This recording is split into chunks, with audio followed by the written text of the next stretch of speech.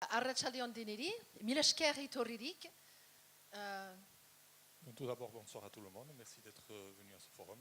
Je vous présente, vous avez entendu la voix, pardon, Ekaitz Bergaretxe qui est avec nous et qui interviendra si nécessaire. C'est lui qui a la parole. Ekaitz, Gawon. Gawon, azkarragoa hitz egin behar duzu, barkatu. Ados. Ok, j'ai juste dit, il fallait qu'il parle un peu plus fort. Beraz, momentu importantea da guretzeko. Denentzako, aldaketa handi bat ukanen dugu eta horregatik gure forua beraz antolatu dugula. Donc c'est un moment important pour nous tous, et c'est la raison pour laquelle nous avons organisé ce forum. Pourquoi nous avons organisé ce forum? Parce qu'aussi, ailleurs, nous observons une défiance. Une défiance, pourquoi?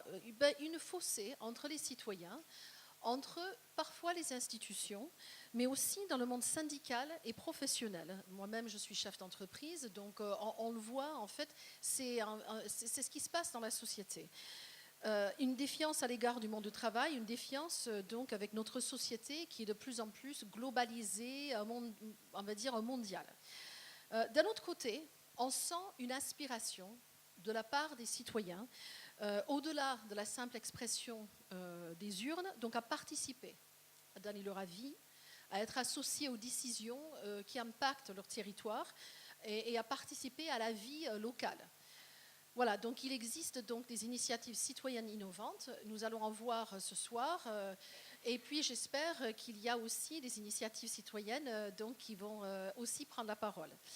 Par exemple, je pense à un incroyable comestible qui implante des légumes sauvagement dans l'espace public. Je trouve ça plutôt sympa.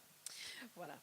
Donc tout à l'heure, vous allez découvrir donc, des débats donc, et aussi une conférence donc, avec deux personnes que Totier donc, va vous présenter. Donc avec ce forum, nous avons voulu créer un espace pour réfléchir, pour débattre sur ces initiatives que nous pourrions encourager et peut-être développer sur notre territoire. Mais c'est aussi un acte fondateur pour le Conseil de développement du Pays basque qui, aujourd'hui, regarde vers l'avenir et qui souhaite aussi élargir ses travaux pour impliquer les citoyens. Et cette institution est une opportunité pour, on va dire, refonder notre réflexion, tel le phénix, voilà, à partir du 1er janvier 2017.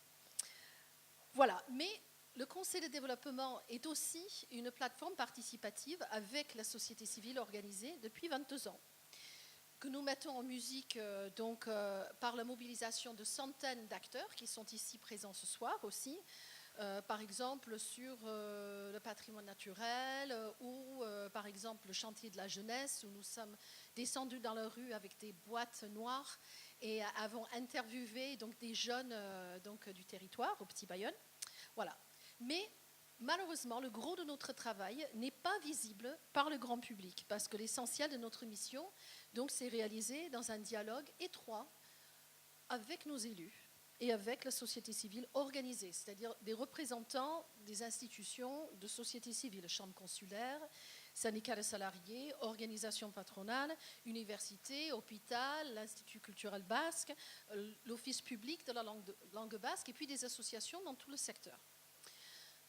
Notre action, pour ceux et celles qui ne la connaissent pas, donc, notre action a comme fondation la co-construction avec la société civile et les élus. La co-construction d'idées pour notre territoire, le Pays basque. Donc, je salue la présence de M. Jean-René Tchegaray, le président du Conseil des élus qui est ici ce soir, avec le Conseil des élus, avec qui nous avons réalisé des projets assez extraordinaires. Le Conseil des élus qui a structuré et aménagé le territoire depuis 22 ans. Nous vous avons distribué donc, la revue Shoak à l'entrée. Donc Shoak, pour ceux et celles qui ne parlent pas le basque, c'est pas Soak, c'est pas Soak, c'est Shoak. Donc show, c'est regarder, faire attention, show, voilà. Où toute cette histoire de co-construction et surtout l'histoire du Conseil de développement donc, est racontée.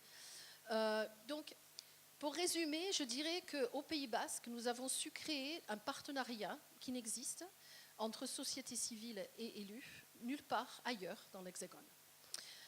Et ensemble, nous avons élaboré 3 projets de territoire, négocié 3 contrats spécifiques avec l'État, la région et le département. Nous avons réalisé 4 programmes européens qui ont apporté des centaines de millions d'euros pour le développement du Pays basque. Voilà. Et donc, la société civile a milité pendant 22 ans pour que nous ayons enfin une institution au périmètre historique du Pays basque et qui enfin verra le jour, donc le 1er janvier. Donc, pourquoi ? Parce que nos élus ont su saisir cette réforme. Donc, alors tout le monde entend parler de la loi NOTRe. Ce n'est pas NOTRe, mais c'est Nouvelle Organisation Territoriale. Vous savez, c'est un acronyme pas possible. Voilà, mais nos élus ont su saisir cette nouvelle loi pour nous réorganiser et avoir une vraie collectivité qui va pouvoir agir sur, par exemple, des transports, sur la politique culturelle, etc. Donc c'est l'aboutissement d'un travail ensemble depuis 22 ans que la société civile et les élus appellent de leur vœu depuis longtemps.